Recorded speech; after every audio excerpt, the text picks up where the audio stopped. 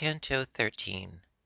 The wood of thorns, the Harpies, the violent against themselves, suicides, Pier, della, Vigna, Lano, and Jacopo de Sant Andrea. Not yet had Nessus reached the other side, when we had put ourselves within a wood that was not marked by any path whatever. Not foliage green, but of a dusky color, not branches smooth, but gnarled and intertangled. Not apple trees were there, but thorns with poison. Such tangled thickets have not, nor so dense, those savage wild beasts, that in hatred hold twixt Cecina and Cornetto the tilled places. There do the hideous Harpies make their nests, who chased the Trojans from Straphades, with sad announcement of impending doom. Broad wings have they, and necks and faces human, and feet with claws, and their great bellies fledged. They make laments upon the wondrous trees. And the good master, ere thou enter farther, know that thou art within the second round. Thus he began to say, and shalt be till thou comest out upon the horrible sand. Therefore look well around, and thou shalt see things that will credence give unto my speech. I heard on all sides lamentations uttered, and person none beheld I who might make them, whence utterly bewildered I stood still. I think he thought that I perhaps might think, so many voices issued through those trunks from people who concealed themselves from us. Therefore the master said, if thou break off some little spray from any of these trees, the thoughts thou hast will wholly be made vain. Then stretched I forth my hand a little forward, and plucked a branchlet off from a great thorn, and the trunk cried, why dost thou mangle me? After it had become embrowned with blood, it recommenced its cry, why dost thou rend me? Hast thou no spirit of pity whatsoever? Men once we were, and now are changed to trees. Indeed, thy hand should be more pitiful, even if the souls of serpents we had been. As out of a green brand that is on fire at one of the ends, and from the other drips and hisses with the wind that is escaping, so from that splinter issued forth together both words and blood, whereat I let the tip fall, and stood like a man who is afraid. Had he been able sooner to believe, my sage made answer, O thou wounded soul, what only in my verses he has seen, not upon thee had he stretched forth his hand, whereas the thing incredible has caused me to put him to an act which grieveth me. But tell him who thou wast, so that by way of some amends thy fame he may refresh up in the world to which he can return. And the trunk said, so thy sweet words allure me, I cannot silent be, and you be vexed not, that I a little to discourse am tempted. I am the one who both keys had in keeping of Frederick's heart, and turns them to and fro so softly in unlocking and in locking, that from his secrets most men I withheld. Fidelity I bore the glorious office so great, I lost thereby my sleep and pulses.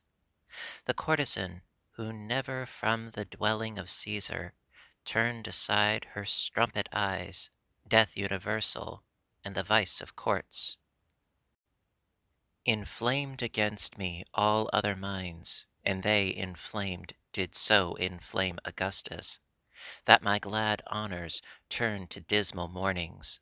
My spirit, in disdainful exultation, thinking by dying to escape disdain, made me unjust against myself, the just. I, by the roots unwonted of this wood, do swear to you that never broke I faith unto my Lord, who was so worthy of honor. And to the world, if one of you return, let him my memory comfort, which is lying still prostrate from the blow that envy dealt it. Waited a while, and then, since he is silent, the poet said to me, lose not the time, but speak and question him, if more may please thee.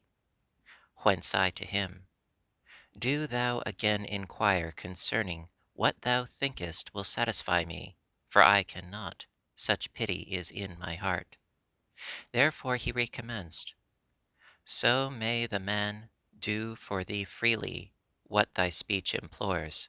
Spirit incarcerate, again be pleased to tell us in what way the soul is bound within these knots, and tell us, if thou canst, if any from such members ever is freed. Then blew the trunk amain, and afterward the wind was into such a voice converted, with brevity shall be replied to you. When the exasperated soul abandons the body, whence it rent itself away, Minos consigns it to the seventh abyss. It falls into the forest, and no part is chosen for it, but where fortune hurls it, there like a grain of spelt it germinates. It springs a sapling, and a forest tree. The Harpies, feeding then upon its leaves, do pain create, and for the pain an outlet. Like others, for our spoils shall we return, but not that any one may them revest, for 'tis not just to have what one casts off. Here we shall drag them, and along the dismal forest our bodies shall suspended be, each to the thorn of his molested shade. We were attentive still unto the trunk, thinking that more it yet might wish to tell us, when by a tumult we were overtaken, in the same way as he is who perceives the boar and chase approaching to his stand, who hears the crashing of the beasts and branches. And to behold, upon our left-hand side, naked and scratched, fleeing so furiously, that of the forest every fan they broke, he who was in advance, now help, death, help, and the other one, who seemed to lag too much, was shouting, Lano was not so alert. Those legs of thine at joustings of the topo, and then perchance because his breath was failing, he grouped himself together with a bush. Behind them was the forest full of black she-mastiffs, ravenous and swift of foot as greyhounds, who are issuing from the chain. On him who had crouched down they set their teeth, and him they lacerated piece by piece, thereafter bore away those aching members. Thereat my escort took me by the hand, and led me to the bush, that all in vain was weeping from its bloody lacerations. O Jacopo, it said, of Sant Andrea, what helped it thee of me to make a screen? What blame have I in thy nefarious life? When near him had the master stayed his steps, he said, who wast thou, that through wounds so many art blowing out with blood thy dolorous speech? And he to us, O souls, that hither come to look upon the shameful massacre that has so rent away from me my leaves, gather them up beneath the dismal bush, I of that city, which was to the Baptist changed its first patron, wherefore he for this, for ever with his art will make it sad. And were it not that on the pass of Arno some glimpses of him are remaining still, those citizens who afterwards rebuilt it, upon the ashes left by Attila, in vain had caused their labor to be done. Of my own house I made myself a gibbet,